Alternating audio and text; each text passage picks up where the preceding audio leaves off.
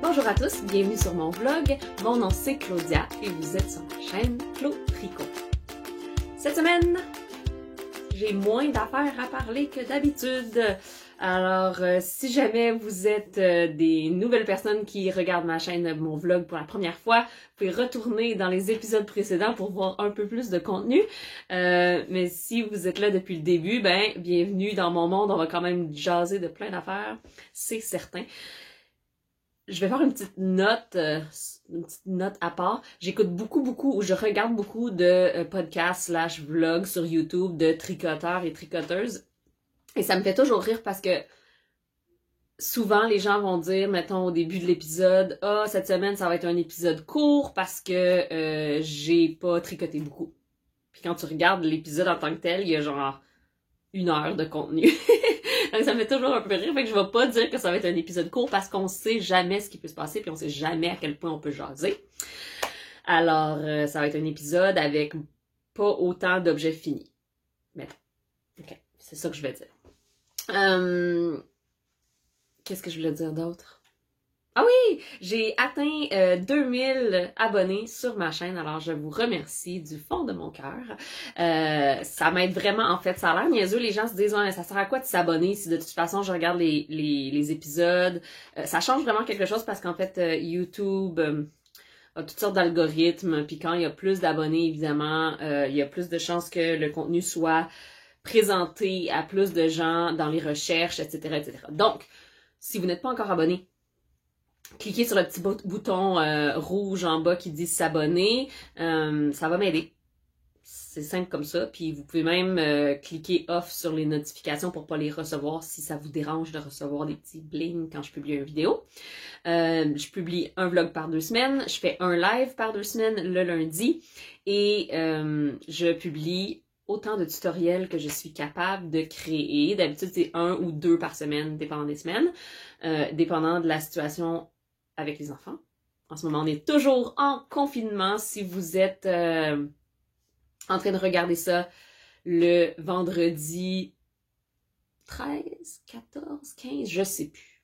Bref, au mois de mai, on est toujours en confinement. Le Québec a commencé tranquillement à réouvrir des commerces et des écoles, garderies, etc.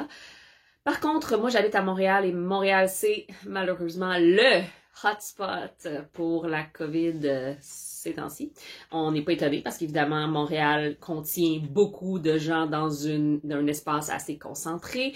Donc les écoles ne sont pas encore réouvertes au Québec, même si elles le sont à Montréal, même si elles le sont partout ailleurs au Québec. Donc mes enfants sont encore à la maison. Ma fille techniquement retourne à l'école dans 1 semaine et demie, le 25 mai.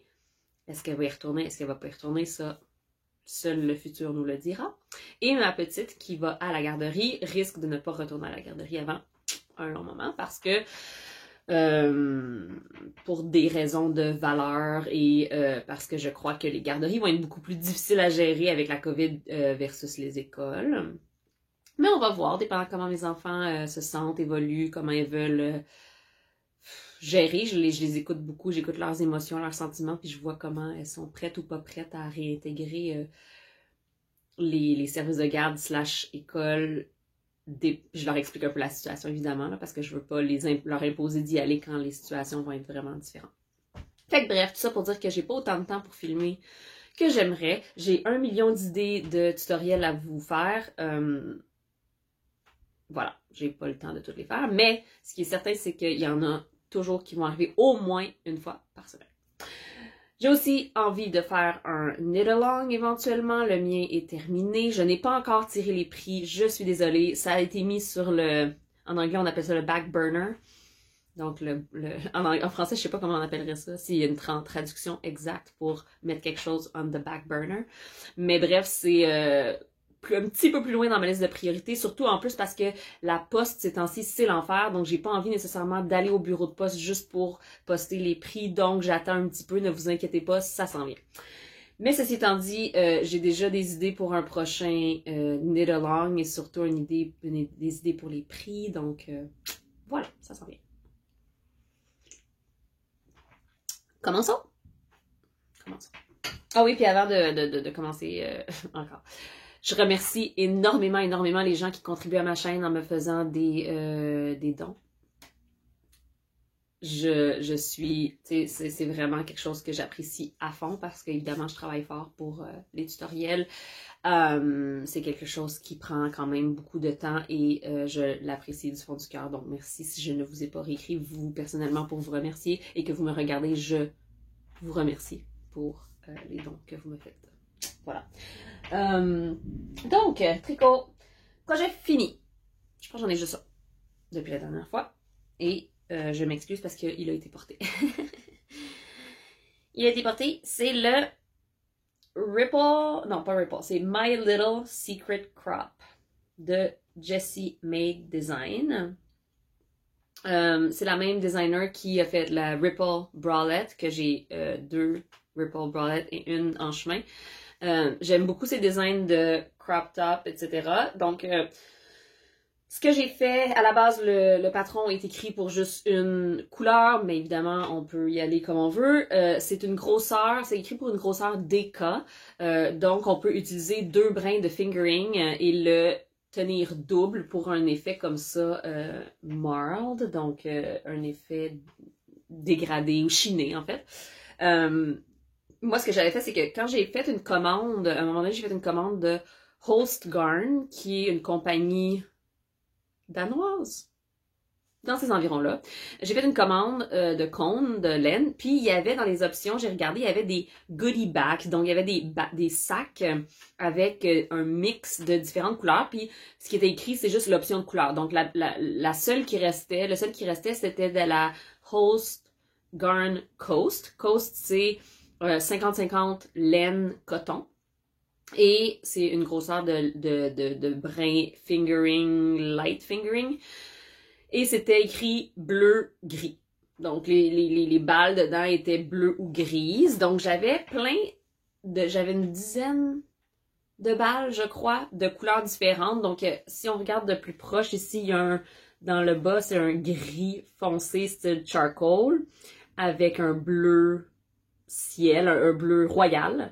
Ensuite, j'ai un gris plus pâle avec un bleu ciel. Puis après ça, cette balle-là était plus grosse. Tu vois, les balles étaient pas toutes de la même grosseur. Puis après ça, j'avais ici là-dedans, j'ai 2 gris différents. Le même gris qu'ici, puis un gris plus pâle. Donc, ce que moi j'ai fait avec ça, c'est que j'ai pris mes balles et je les ai bobinées ensemble. Donc, il me restait du gris à la fin dans ma balle. Je les ai bobinées ensemble. Donc, j'ai 2 couleurs par balle.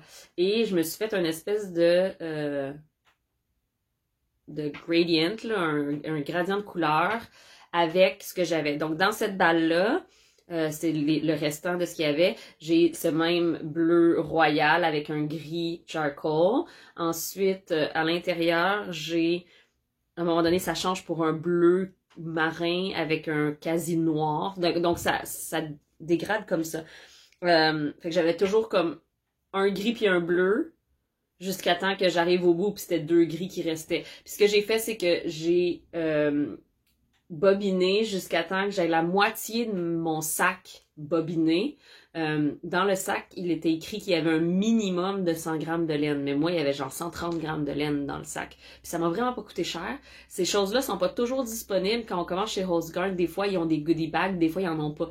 Moi, j'ai été chanceuse qu'il y en ait parce que c'était vraiment pas cher pour la quantité de laine. Puis comme je disais, les balles étaient pas toutes de la même grosseur. Fait que tu peux pas vraiment calculer pour faire des projets très précis parce que tu sais pas ce que tu vas recevoir, mais pour des projets comme un peu plus advienne que pourra, ça marche bien. Donc c'est ça, j'ai fait moitié-moitié, j'avais 140 grammes. 140 grammes dans mon sac. Fait que j'avais fait une balle de 70 grammes, puis quand je suis arrivée à 70 grammes, j'ai coupé la laine, puis j'ai fait l'autre sac de 70 grammes parce que cette balle-là ici va être les matching shorts. Donc, Jessie Made a les Ripple Butt Shorts. Donc, c'est vraiment des mini shorts au ras des fesses que je vais probablement porter en pyjama, on va s'entendre. Ça sera pas à l'extérieur de la maison. Mais en même temps, quand tu fais du yoga l'été puis que t'as chaud, t'es à la maison, là, un petit top puis un petit short qui va ensemble, C'est cute. J'ai posté une photo de moi qui porte ce top. Il m'arrive, tu sais, évidemment, quand on tricote, là, ça, quand on le tricote, je vais vous montrer ce que ça fait. C'est que le stretch du ribbing, c'est des côtes 3-3, fait que tu as l'impression d'avoir un tube beaucoup plus long. Mais là, quand tu le portes, évidemment, tu le stretches, puis il est plus court que tu pensais. Fait que si vous faites ça, puis que vous tricotez, c'est bottom up, donc on part de en bas, on monte, puis là, à un moment donné, elle dit, quand vous atteignez tant de pouces, vous faites votre bind-off, vous gardez juste certaines mailles, puis vous continuez. Bref. Si vous voulez avoir un chandail qui n'est pas un crop top, ça pourrait être juste une camisole, en fait, vous avez juste à tricoter beaucoup plus longtemps, puis je vous conseille vraiment de l'essayer avant de faire votre bind-off dans le dos, parce que on peut pas vraiment savoir juste à mesurer le tube où est-ce que ça va nous arriver sur le corps, c'est impossible. Donc, faut l'essayer. C'est fait avec des aiguilles US 3, des fois je dis US, des fois je dis en millimètres, moi je suis un peu n'importe comment de même. Donc, c'est des 3,25 mm, je crois, pour le ribbing, puis pour le restant du chandail, c'est des 3,5 si je ne m'abuse. Donc ça doit être des 3 puis 3,3 mm puis 3,5 mm. Écoutez. Vous allez voir, c'est tout dans mon projet. Les liens sont en bas. Il n'y a pas de problème. J'ai suivi le patron à la lettre. Je pense que, comme c'est du coton puis il y a moins de stretch, si je le refais avec ce type de laine-là, je le ferais plus serré. Donc, j'utiliserais une taille d'aiguille plus basse, plus petite, pour avoir un effet un peu plus resserré. Évidemment, c'est pas un soutien-gorge, là, c'est pas à tout casser le soutien là-dedans, là, c'est vraiment plus visuel qu'autre chose. Mais moi, j'en ai pas de poitrine à soutenir. Ma poitrine, elle est très heureuse en n'étant pas soutenue, elle est toute petite. Fait que moi, je peux porter ça sans problème, puis on voit pas au travers non plus. J'avais peur qu'on voit un peu mes mamelons à travers. Mais non, on le voit pas. Fait que je peux le porter seul avec une jupe taille haute ou un pantalon taille haute. Je pense que cet été, je vais peut-être oser porter ça sans avoir quelque chose par-dessus. On va voir. Donc ça, c'est dans mes projets finis, puis ça va être mon projet, mon futur cast-on pour aller avec. Bien excitant! Bon, donc ça, c'est mon seul projet fini cette semaine. That's it. J'ai rien fini d'autre. Parce que j'ai eu des petits ralentissements. Majoritairement sur... Ben non, pas majoritairement. Les 2 prochains projets, j'ai eu des ralentissements imprévus. Celui-là ici, qui est le Plecky Sweater chandail de Camille Descoteaux. J'ai fait mon échantillon comme une grande fille, gentille et tout. Mon échantillon était parfait. Et là, j'ai tricoté. Donc, c'est super beau avec l'arrière plus bas que l'avant. C'est porté, il est parfait. Le scoop en arrière, il est... Et là, je me suis dit, rendu en bas ici, là, comme il me restait une balle de laine. C'est des balles de 50 grammes de worsted. Ça fera pas l'affaire. Donc, j'ai dû commander une autre balle parce que là, ensuite, j'ai fait j'allais dire le torticolis, le col roulé, qui est magnifique, qui est parfait. Et ensuite, j'ai commencé ma manche et j'en suis arrivée ici et j'ai manqué de laine. Déjà, c'est ma faute un peu. Camille, pour son test, avait au départ donné un certain métrage, puis j'avais acheté la laine, là, genre, j'étais au mètre près, là, j'en avais juste, puis je me suis dit, d'habitude, j'en prends tout le temps moins que ce que demande le patron. Fait que j'en ai acheté juste. Mais, tu sais. Puis après ça, quand je pense que Camille l'a updaté, puis quand elle l'a updaté, elle a rajouté un peu de métrage, puis j'ai fait, oups. Mais, le problème majeur, c'est pas ça. C'est que j'ai calculé mon échantillon sans... Ben, c'est ça, c'est sûr que là, il est pas lavé, là, mais il va pas rétrécir en le lavant, là. Donc, j'ai calculé mon échantillon, puis j'ai un échantillon plus grand sur le chandail que sur mon échantillon que j'avais fait. J'ai comme relaxé, j'ai loussé mon affaire, je sais pas comment j'ai fait. Mais bon, je me suis relaxée beaucoup trop en faisant ce chandail, c'est tellement chill que mon échantillon est grand. Fait que ça va être un chandail avec un peu plus d'extra. C'est déjà fait pour être assez boxy. Là, il va être plus boxy. Ça me dérange pas, c'est juste que j'ai dû commander d'autres laines et la laine s'est pointée chez moi hier. Donc, j'ai une balle au complet pour faire une manche plus le restant de l'autre qui en reste vraiment très peu. Il me reste quasiment juste les côtes à faire. Puis ça va être bien parfait parce que celui-là, j'ai utilisé une balle pour quasiment tout le col plus une manche. Fait que c'est sûr que j'en ai assez d'une balle. Et c'est la Brooklyn Tweed Shelter qui est magnifique. C'est du American Targhee Columbia Wool. Et c'est dans la couleur fossile. Et c'est une woolen spun. Ça va être un nuage à porter. C'est doux, doux, doux. C'est vraiment squishy. Ça va être un beau chandail d'automne, printemps, soirée fraîche d'été. Ça va être parfait. Donc, c'est ça, le petit détail, je vous l'avais montré la dernière fois avec les magnifiques petites tresses qui descendent tout du long. Et j'ai aussi fait un petit tour de passe-passe parce que quand on fait des tests, hein, évidemment on fait des tests pour s'assurer que les patrons sont super bien écrits et qu'ils sont clairs. J'avais, sans le réaliser, mesuré mon tour de bras. Quand est-ce que au début, on tricote l'avant et l'arrière d'une certaine façon, puis éventuellement, on met des mailles en attente, on fait l'ouverture du bras, puis après ça, on revient en rond à un certain point. Puis j'avais pas réalisé que mon ouverture de bras, de la façon que j'avais calculé, ça faisait vraiment grand. En fait, pour moi. Ça arrivait trop bas. Fait que ce que j'ai fait, c'est que j'ai fait une flap ici. Donc j'ai rattrapé des mailles sur 1 pouce de mon ouverture. Puis j'ai fait une flap pour pouvoir refermer mon tour de bras pour avoir une aisselle qui a de l'allure. Mais quand je vais le porter, puis que mes bras vont être le long de mon corps comme ils sont d'habitude, quoique je gesticule beaucoup, mais ça paraîtra pas tant que ça. Fait que je suis bien contente. Fait que là, voilà, je vais pouvoir faire l'autre manche, puis avoir fini. J'ai bien hâte de le voir une fois bloqué. Lavé. Je pense pas que le gauge va rapetisser au blocage. Je comprends pas pourquoi il est si différent de mon échantillon, mais qu'est-ce que tu veux? C'est pas grave, ça va me faire un grand small. Donc ça. Le deuxième hoopelay que j'ai eu la semaine passée, je vous avais montré, je sais pas où est-ce que j'en étais, mais définitivement, j'ai tricoté tout le devant de mon alpaca chino. J'étais pas contente.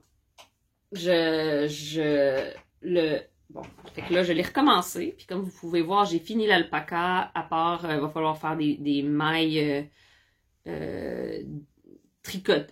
coudre des mailles qu'on appelle duplicate stitch, des mailles doublées pour faire les pattes, la face de l'alpaca, les petits détails comme ça. Mais j'aimais vraiment pas la jonction ici. Donc, ce qui se passait, c'est que de ce côté-là seulement, fouille-moi pourquoi, la jonction était laide. Il y avait une espèce de petit point blanc qui paraissait de... Je pense que c'est où je twistais mes mailles ensemble. De ce côté-là, il y avait quelque chose qui se passait, ça tirait trop, quoi que ce soit, puis il y avait un petit point blanc qui apparaissait de l'autre côté ici. C'était laid, c'était pas beau. Puis je m'étais dit, en le tricotant, je m'étais dit « Oh, ça va sûrement se bloquer. » Je disais ça, puis en même temps, je me croyais pas. J'aurais dû m'écouter, puis j'aurais dû recommencer. Mais non, je l'ai lavé, je l'ai tendu, je l'ai bloqué, puis ça donnait pas l'effet que je veux. Fait que j'ai tout défait, le devant, jusqu'à peu près ici. Je pense que les pattes de mon alpaca étaient pas mal belles, puis c'est à partir du moment où, je sais pas, tu sais, il y a une différence quand on fait de l'intarsia, là, parce que bon, je vais vous montrer l'arrière du travail, ça ressemble à ça. C'est de l'intarsia, mais c'est de l'intarsia mélangé avec du jacquard. Et j'avais jamais fait ça de ma vie. C'est rare qu'on voit ça. C'est soit de l'intarsia, soit du jacquard, souvent. Mais là, c'est du intarsia jacquard. Et donc, la façon de twister les fils au début est la même que n'importe quel. Au début du rang, tu fais la même chose que n'importe quel modèle d'intarsia où tu fais juste twister les fils ensemble. Mais quand tu arrives à la fin, puis que ton fil mauve, il t'a suivi tout le long, tu peux pas vraiment le twister de la même façon. En tout cas, c'est vraiment spécial. C'est un super patron, mais ça demande un petit peu plus d'attention. Et donc, j'aurais juste dû écouter mon instinct et ne pas le finir comme il était, mais je l'ai fait. Bon. Fait que bref, j'ai craqué ça dans les derniers jours. Puis tu sais, c'est pas quelque chose que je peux faire. Le restant du chandail, oui, là, mais toute la section avec l'alpaca, oublie ça, faire ça pendant que je suis avec mes enfants, je ne peux pas parce que je dois absolument être en train de regarder la chart pour voir les points, parce que c'est pas quelque chose de très intuitif comme motif. C'est magnifique, là. C'est une œuvre d'art, mais c'est sûr que tu peux pas faire ça sur l'autopilote, le cruise control. Faut que tu sois concentré. Donc maintenant, à partir de ici, tout ce qui me reste à faire, c'est des rangs avec des diminutions pour faire la shape du raglan. Puis mon dos est déjà bloqué parce que il était fini, puis je l'ai lavé en même temps que mon devant. Et je suis d'ailleurs très contente, la laine n'a pas du tout... J'avais peur que la couleur... Attends un peu, je vais aller vous montrer c'est quoi la laine. Et j'avais peur que la couleur déteigne, et pas du tout. Et c'est ça, la dernière fois je vous avais parlé de la laine, mais je vous avais pas montré. C'est la Cloudborne Fiber Highland DK. Donc le gris c'était pour les manches, le mauve pour les... le mauve c'est la couleur 18101. Le gris c'est la couleur 18104. Je vais avoir du noir pour faire le visage et les pattes de l'alpaca qui est 18007. Et j'avais le blanc pour l'alpaca que je pourrais pas malheureusement vous dire la couleur parce que je trouve plus l'étiquette, puis qu'il y avait juste une balle. Mais j'imagine que sur le site web pour acheter la Cloudborne Fibers, ça serait... il doit juste avoir un blanc, là.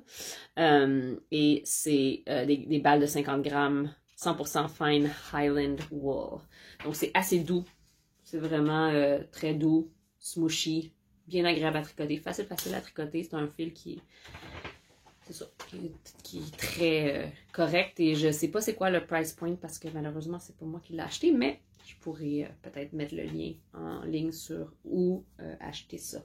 Quoique si ça s'achète juste aux États-Unis, vous avez peut-être pas envie de le faire maintenant si vous êtes au Canada parce que le dollar canadien, pouet. C'est pas le temps d'être dépensé aux États-Unis, les amis. No. Au contraire, les Américains, ils sont bien heureux de venir magasiner au Canada. Je dis ça parce que j'ai quelqu'un que je connais qui nous a dit l'autre jour qu'il avait mis une offre d'achat sur une maison à Sutton, puis leur offre d'achat était la plus haute, puis ils pensaient avoir la maison, puis là, il y a quelqu'un qui est arrivé comme quelques jours avant que leur offre soit acceptée, puis quelqu'un qui est arrivé des États-Unis puis qui a mis une offre d'achat beaucoup plus haute. Mais c'est sûr, eux autres aux États-Unis, en ce moment, ils rient, là, le dollar canadien. C'est une joke. Anyway. OK. Donc ça, c'est ça. Puis, ben, voilà. J'ai une manche de terminée. Il n'y a rien de bien fou à regarder, là. C'est une manche avec toutes les manches top-down, bottom-up. Et l'autre manche, elle est en cours d'exécution. J'ai carrément quelques diminutions à faire encore. Donc, ici, j'ai mes diminutions que je fais à tous les rangs. Puis après ça, je vais laver ça et je vais le coudre ensemble. Donc, ça va être du Mattress Stitch Party. J'ai pas peur de ça me dérange pas en tout de faire ça. Surtout avec des laines assez rondes comme ça qui sont assez évidentes à suivre. Ça va se faire très bien. Peut-être même que je pourrais faire une vidéo là-dessus. Parce que, évidemment, j'utilise mes projets. Moi, quand sur mes projets, il y a des techniques à utiliser que je sais qui sont en demande, ben je les filme au fur et à mesure que je fais mes projets. Comme ça, ben je joins l'utile à l'utile. Parce que comme je finis un projet, en même temps, je filme une vidéo. C'est magnifique. OK. Donc ça, c'était mes projets qui étaient en attente, qui ont dû être refaits ou bon. Là, c'est le moment où je vous dis, malheureusement, mes amis, je n'ai pas suivi ma promesse. me suis fait avoir. J'ai commencé. Donc, je vous avais parlé que j'allais finir des chaussettes pour ma fille. Non. J'ai juste coupé le premier espace pour les orteils. J'ai fait 2 rangs et demi sur celui-là. Puis celui-là, je l'ai pas fait encore. Mais, c'est commencé. Quand c'est commencé, ça veut dire que je vais m'y attaquer puis ça va se faire. D'ailleurs, une fois que cet orteil-là ce talon-là va être fait, je vais probablement filmer une vidéo sur comment je coupe mon travail pour faire des talons afterthought. J'espère que ça vous intéresse. Je sais que beaucoup de personnes aussi m'ont demandé de faire un tutoriel sur les talons doubles avec gousset et heel flap et tout le kit. Ça s'en vient, éventuellement. Je sais pas pourquoi, hein, il y a beaucoup de demandes et de questions sur les chaussettes. C'est quelque chose que les gens sont vraiment intéressés à analyser, à connaître, la construction d'une chaussette. Ouais, je sais pas pourquoi. Moi, c'est les chandails qui me passionnent le plus. Chacun ses affaires, hein. Mais c'est vrai qu'une chaussette, c'est plus achievable. C'est plus, quand on pense à quelque chose, un projet, puis qu'on pense à une chaussette, on a plus l'impression qu'on peut réussir ça versus un chandail. Je comprends le point. Et d'ailleurs, là, j'ai regardé, j'avais mes restants de laine fingering, donc les laines à chaussettes. Puis j'ai dit à ma fille, j'ai montré les balles de restants que j'avais, puis j'ai dit quel restant, parce que là, j'avais fait les orteils et le truc, le coffre avec cette laine-là, puis il m'en restait plus. Oh! Mon mari vient de retourner, d'arriver avec les enfants par en arrière. Donc, oui, c'est ça. Là, j'ai demandé quelle couleur voudrais-tu avoir pour tes talons? Parce que je veux qu'elle aille son mot à dire. Et elle a choisi ça. Ouais. C'est pas moi qui va les porter, alors ça ne me dérange pas, mais quand même, c'est pas le choix que j'aurais probablement fait. C'est pas grave. Ceci dit, en parlant de ma fille, je sais pas pourquoi, j'ai eu une bulle, puis j'ai eu envie aussi d'utiliser d'autres restants. J'ai mis dans mon petit sac. Ah oui, regardez, j'ai mis un petit ami sur mon petit sac Isabelle. C'est le petit ami Vincent, The Montrealer Bear. Il est cute. Donc, c'est sur le site internet de Les Garçons, vous pouvez avoir ces petites affaires-là. Donc, vous pouvez aussi avoir, attends, est-ce que je l'ai dans ce sac-là ou dans l'autre? Je pense qu'il est dans ce sac-là. Oui, j'ai aussi celui-là. J'ai mon petit tape. Regardez-moi ça, comment c'est cute. Oui, petit tape à l'effigie du For Fox's Sake de Maxime Cyr. Donc, c'est ça. J'avais des restants de chaussettes, puis j'étais allée les voir, fait que j'ai dit à ma fille, choisis-toi un restant, ma deuxième fille, ma plus vieille, choisis-toi un restant de chaussettes et je vais te faire des sockets. Donc, elle a choisi ça. Et regardez-moi ça, comment c'est mignon. Les petites sockets, vraiment, ça va être haut, carrément à la cheville. J'ai fait, après avoir fait le ribbing en 2-2, je pense que j'ai fait 2 rangs en jersey, puis j'ai commencé le gousset, le talon double avec le gousset et tout. Donc, je l'ai fait 2 à la fois parce que, comme je fais 52 mailles pour une chaussette enfant, c'est de toute façon trop petit comme circonférence pour aller sur des mini-circulaires. Donc, tant qu'à ne pas utiliser des mini-circulaires puis d'avoir à faire du magic loop, ben, je vais les faire les 2 à la fois. Et non, elles ne sont pas pareilles. Et ça, ben, c'est la beauté d'utiliser des restants et de s'en foutre un peu de ce fait que j'ai séparé ce qui me restait en 2 balles. Il va m'en rester ben trop, c'est sûr. Je pense qu'avec ce qui reste, je vais probablement le mettre dans ma couverture de restants. Puis, c'est le fait de faire des petites sockets parce que j'ai l'impression que ma fille, elle a peut-être tendance à pas porter ses bas qui sont trop longs, et peut-être qu'elle va porter ceux-là un peu plus. On va voir. Si elle aime ça, j'y en ferai d'autres. Mais moi, c'est sûr que je vais m'en faire aussi avec d'autres restants. Je pense que c'est une bonne façon de passer des restants parce que moi, pour une paire de chaussettes, je pense que je l'ai déjà dit, j'utilise maximum 60 grammes de laine à chaussettes si je fais pas de talons et orteils contrastants. Fait qu'il m'en reste toujours une tonne. Fait que de se faire des petites sockets, c'est le fun. Puis, quoique j'aime pas particulièrement avoir 2 paires de chaussettes avec la même laine. Là, je trouve ça un peu plate. Fait que je peux l'utiliser pour faire des chaussettes pour d'autres mondes. J'en ai donné quelques-unes déjà à des gens parce que je commence à avoir une collection assez intense de chaussettes. Donc, c'est ce que j'ai sur mes aiguilles. J'ai rien d'autre. J'ai travaillé sur mon petit lot de Camille, mais je ne vous le montrerai pas parce que ma bordure n'est pas encore finie. Puis quand elle va être finie, là, je vais vous le montrer. Puis ma couverture au crochet. Et c'est le temps des acquisitions parce que je me suis laissée charmer par la boutique Les Garçons. Ça, c'est de la laine de Designs by Dells. Dyed by Dells. Regardez-moi ça, comment c'est beau.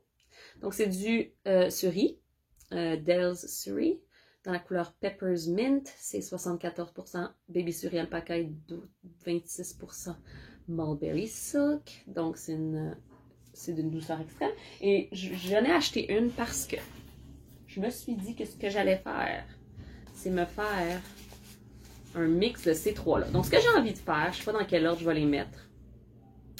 J'ai la Maya Part, j'ai la Fiberland et j'ai la Dyed by Dells. C'est toute la même base, mais évidemment des teinturiers différents.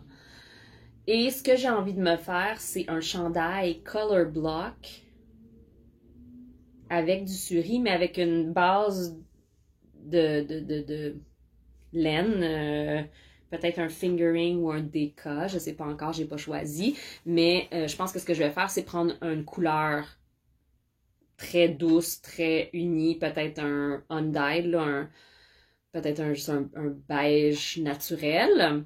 Puis je pense que ce que j'ai envie de faire, c'est faire un love note, mais pas de dentelle, donc juste un chandail, dans le fond, c'est un yoke bain de base, puis faire ça en color block. Donc, est-ce que je ferais...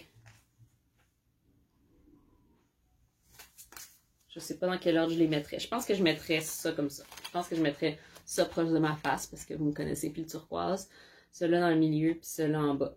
Puis je ferais 3 gros blocs de rayures dans un love note. Qu'est-ce que vous en pensez? Dites-moi. Mais là, ça reste qu'il faudrait que je m'achète la laine qui va aller en dessous. Quoique j'ai des cônes. Oh, je pourrais faire ça. Écoute, moi dans la vie, là, j'ai des cônes. C'est des cônes complètement inconnus que j'ai acheté dans des ventes pour des trucs pour la machine. Puis je me dis peut-être que dans le fond, je pourrais utiliser ça. J'en ai une tonne comme base en dessous de ça. Ça serait une espèce de base grège. Qu'est-ce que vous en pensez? Mais c'est sûr que la couleur du suri va vraiment comme booster là, la couleur de la laine en dessous. Je regarde mes autres que j'ai.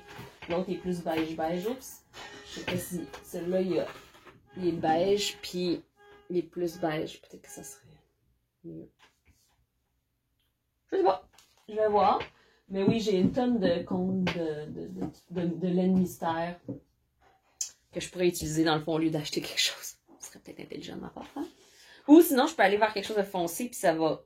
Le suri va le pâlir, mais j'aime l'effet contraire. J'aime aller avec une laine pâle, puis le booster avec un suri. Donc ça, c'est mon premier achat. Puis en même temps qu'avoir acheté le suri, j'ai acheté ça. Oh. Ça, c'est la Dells Yak Sock. Donc c'est du mérino à 70%, yak 20%, nylon 10%, fingering, la couleur Minis Wheat. Regardez la tonalité comme le fait que le yak est plus foncé, mais que le mérino est plus pâle. Ça fait une espèce de... contraste, c'est doux, c'est un peu poilu. Aucune idée de ce que je vais faire avec ça. Est-ce que je vais faire des chaussettes? Est-ce que je vais l'utiliser pour... Attends un peu. Je pourrais y aller full... J'ai échappé quelque chose. Je pourrais y aller comme... Ça, c'est la Nightshades avec un espèce de sous-ton brun. Ça pourrait être vraiment beau ensemble. Option. C'est pour ça qu'on joue avec notre stash. On bouge les affaires, puis on trouve des choses. J'ai fait des achats autres que je n'ai pas en ce moment reçus encore. Fait que je vous les montrerai la prochaine fois. Voilà. Ceci étant dit, c'était mon contenu tricot, qui, comme je vous l'avais dit, n'est pas énorme, mais... Et là, je vais aller m'occuper de mon pain. J'ai un pain en cours de route qui n'est pas dans le four, qui est en train de fermenté et je vais le cuire demain. J'ai de plus en plus de succès avec mon pain, donc si vous êtes des nouveaux boulangers, ne laissez pas tomber, vous allez trouver votre recette et votre rythme. Pour la première fois, j'ai essayé de prendre mon starter de levain et de le séparer en deux parce que habituellement je le nourris avec de la farine de blé. Un peu moitié blé entier, moitié farine tout usage non blanchi. Et ça marche très bien. Mais je regardais qu'il y avait beaucoup de gens sur YouTube qui utilisent un starter de seigle. Alors je me suis dit, ça me tente d'essayer. Hein? Donc je me suis pris la moitié de mon starter, puis j'ai mis de la farine de seigle dedans. Puis des fois, quand tu changes la farine, ton starter, il aime pas bien ça.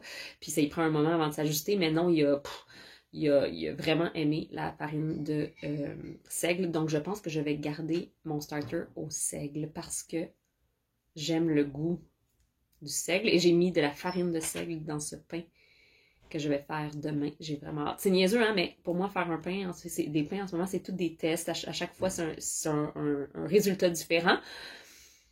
Puis à chaque fois, c'est comme une surprise. Fait que j'aime vraiment ça, jouer avec ça. Je sais pas pour vous. Oui, ma section chandail du passé, ben j'ai réalisé que j'avais jamais porté dans le podcast le chandail que je porte le plus au monde, qui est mon So Faded de Andrea Mari, avec un kit de fade de Urso Yarn Co. C'est le chandail que je porte le plus au monde. C'est la base de Urso, la base nue, qui est du 100% BFL non traité. Bon, en fait, c'est celle-là hein, quand j'en ai parlé, que j'avais acheté, celle-là ici. C'est que je pouvais pas m'empêcher. En fond, c'est pas mal similaire à ça. Oups! Ce chandail-là, je le porte tellement, la texture, il est un peu piquant, c'était du type à avoir de la misère avec la laine, mais moi, ça me dérange pas pantoute. Puis j'adore vraiment le patron So Faded, j'en ai parlé la semaine passée quand j'ai parlé de mon chandail, celui-là ici, là. C'est aussi un So Faded, parce que j'aime vraiment le fit. Je trouve que le col est parfait, je trouve que le raglan, ok, ça on va parler de ça, ok? Les raglans, c'est quelque chose qui est un peu un pet peeve pour moi en ce moment. C'est que je vois beaucoup de chandails, de patrons de raglans qui montent comme ici. Tu sais, l'espèce de ligne de démarcation. Un raglan, c'est fait pour fitter l'espèce de, tu sais, le creux dans ton épaule ici. C'est fait pour aller directement vers le haut à partir du creux de ton épaule pour te donner de l'espace pour bouger. OK? Mais là, souvent, les raglans, ces temps-ci, je trouve qu'il y en a beaucoup qui partent de ici, sur le dessus du trapèze, puis qui descendent comme par-dessus l'épaule, puis qui descendent de même. Ça m'énerve. Je vous le dis, ça m'énerve. C'est pas correct, mais c'est pas un raglan. C'est pas la construction. C'est pas que tu fais un set-in sleeve qui va comme ça. Soit que tu fais une espèce de... Tu sais, il y a plein de constructions, mais je trouve que les raglans devraient vraiment... Ça m'empêche de vouloir acheter des patrons, en fait. C'est ça qui me dérange. Comme, c'est vraiment beau comme style, le patron, mais le raglan en tant que tel m'énerve. Il n'est pas placé correctement. J'ai pas envie de commencer d'acheter un patron où je vais devoir faire des calculs pour changer l'emplacement du raglan. Comme le Felix Pullover, je l'adore, mais je trouve que le raglan, il commence trop haut ici, puis là, il descend, puis en tout cas, ça marche pas. Donc, pour des safe bets comme So Faded, le Flax, c'est des super beaux raglans. J'adore la shape. Puis il y en a quelques-uns récemment aussi que j'ai vu.